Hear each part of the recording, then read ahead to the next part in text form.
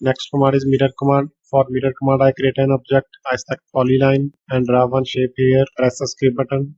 Now draw one line about which we will mirror it. From here, you can select the mirror command. Shortcut for mirror is MI. Type MI here. Press enter. Now select the object. I select this object.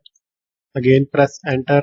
Now select first point and second point. Select this point of line and this point of line. Now it will ask about erase source object.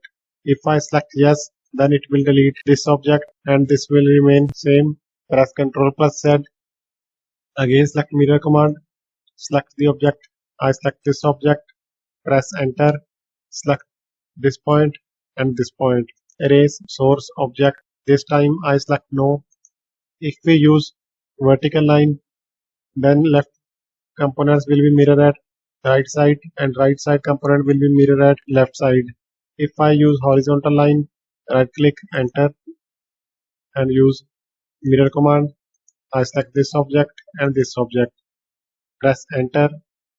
I select this point and this point. Erase object, no. If I use horizontal line, then upper will be mirrored at lower side and lower will be mirrored at upper side. We can also mirror these objects at 2 points.